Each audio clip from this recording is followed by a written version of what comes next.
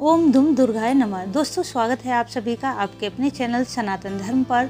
दोस्तों, हमारे सनातन धर्म में चैत्र नवरात्रि से ही नववर्ष के पंचांग की गणना शुरू हो जाती है। मान्यता है कि चैत्र नवरात्रि के प्रथम दिन मां आदिशक्ति प्रकट हुई थी और देवी के कहने पर ही ब्रह्मा जी ने सृष्टि का निर्माण कार्य शुरू किया था। इसलिए चैत्र शुक्ल प्रतिपदा से ही हिंदू नववर्ष शुरू होता है। साथ ही यह भी माना जाता है कि चैत्र नवरात्रि में नवग्रहों का पूजन करने से पूरे साल हमारी कुंडली में ग्रहों की स्थिति अनुकूल बनी रहती है। जो भी साधक चैत्र नवरात्रि में मां आदिशक्ति के 9 रूपों का सच्चे हृदय से पूजन करता है, व्रत करता है, उस साधक की आर्थिक, मानसिक, शारीरिक कष्ट दूर हो जाते हैं। संतान, सौभाग्य, धन, ऐश्वर्य, स्वस्थ जीवन, शीघ्र विवाह, नौकरी, व्यापार, उन्नति जैसी हर कामना पूर्ण हो जाती है। वैसे तो नवरात्रि 9 दिनों के ही होते हैं, परंतु कभी कभी तिथियों के घटने और बढ़ने के कारण नवरात्रि के दिन कम या ज्यादा भी हो सकते हैं। बात करें इस बार की नवरात्रि कितने दिनों की है, तो इस बार चैत्र नवरात्रि 8 दिनों के पड़ रहे हैं। क्या इस बार अष्टमी नवमी तिथि एक ही दिन मनाई जाएगी या फिर बीच में 2 दिन की नवरात्रि की पूजा एक ही दिन की जाएगी, यह जानकारी वीडियो में आप जानने वाले हैं।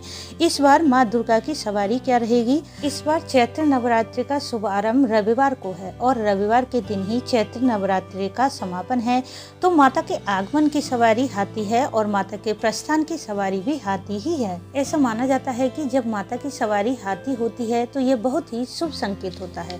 इस बार साल 2025 में चैत्र नवरात्रि 30 मार्च रविवार से प्रारंभ है और 6 अप्रैल दिन रविवार को ही समाप्त है, जिसमें चैत्र प्रतिपदा तिथि शुरू है 29 मार्च शनिवार को शाम 4:20 पर और समाप्त है 30 मार्च रविवार दोपहर 12:49 पर। नवरात्रि में कलश स्थापना का शुभ मुहूर्त रहेगा 30 मार्च की सुबह 6:13 से 10:22 पर और दूसरा शुभ मुहूर्त रहेगा अभिजीत मुहूर्त 12:01 से 12:50 पर। नवरात्रि के प्रथम दिन मां शैलपुत्री का पूजन किया जाता है। नवरात्रि का दूसरा और तीसरा दिन पड़ेगा 31 मार्च दिन सोमवार को।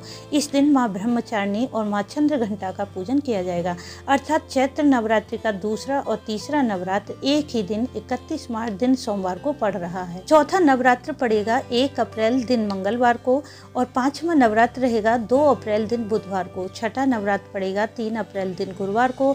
7वां नवरात्र रहेगा 4 अप्रैल दिन शुक्रवार को। जिनके यहाँ अष्टमी तिथि में कन्या पूजन किया जाता है वे 5 अप्रैल को माँ महागौरी का पूजन करके कन्या पूजन और हवन कर सकते हैं। वहीं नवमी तिथि मनाई जाएगी 6 अप्रैल दिन रविवार को। नवमी तिथि मनाने वाले साधक इस दिन कन्या पूजन कर सकते हैं और 10वें दिन कलश विसर्जन और नवरात्रि व्रत का पारण न किया जाता है। हालांकि बहुत से भक्त ऐसे भी हैं जो अष्टमी तिथि में और बहुत से भक्त नवमी तिथि में ही कलश विसर्जन और नवरात्रि व्रत का पारण कर लेते हैं, परंतु शास्त्रों के अनुसार 9 दिनों का व्रत करने वाले साधक को 10वीं तिथि में ही अपने व्रत का पारणा व कलश का विसर्जन करना चाहिए। इस बार 10वीं तिथि रहेगी 7 अप्रैल दिन सोमवार को। बात करें नवरात्रि की पूजा विधि की, तो नवरात्रि के प्रथम दिन स्नान आदि करके शुभ मुहूर्त में कलश की स्थापना करनी चाहिए। पूजा स्थल को साफ स्वच्छ करके पूर्व दिशा में एक चौकी बिछाएं, उस पर पीला या लाल रंग का वस्त्र बिछाकर माता के दाहिनी ओर कलश स्थापित करें। मिट्टी का या अन्य धातु का कलश लेकर उसमें गंगा जल, शुद्ध जल भर लें और इसमें एक सिक्का, 2 लौंग, अक्षत, 1 इलायची, 1 सुपारी डाल दें। अब इस पर आम या अशोक के 5 या 7 पत्ते लगा दें। इसके ऊपर चावलों से भरा पूर्ण पात्र रख दें। इसी पात्र पर एक नारियल रख दें। इस नारियल को चुनरी से लपेट दें। कलश के मुख पर और नारियल पर कलावा जरूर लपेट दें। फिर कलश का नवग्रह और षोडश मात्र का सभी का पूजन अर्चन करें। माँ भगवती की प्रतिमा स्थापित करके शुद्ध घी का दिया प्रज्वलित करें। यदि आप अखंड दीप प्रज्वलित करना चाहते हैं तो माता के बाईं ओर अखंड दीप प्रज्वलित कर सकते हैं और अपने दाहिने हाथ में अक्षत पुष्प लेकर नवरात्रि व्रत का संकल्प करें। माता का विधि विधान से पूजन करें। माता के मंत्रों का जाप करें और दुर्गा चालीसा, दुर्गा सप्तशती का पाठ करें। माता की आरती करके माता को शुद्ध सात्विक वस्तुओं का भोग लगाएं। चाहे तो आप फल का लगा सकते हैं या किसी मिठाई का, खीर, हलवा या फिर दूध, मिश्री, बतासा इत्यादि किसी भी वस्तु का अपनी शक्ति सामर्थ्य के अनुसार भोग लगाएं। भोग लगाने के पश्चात माता के समक्ष एक एक पान के पत्ते पर लौंग और इलायची रखकर माता को अर्पित करें।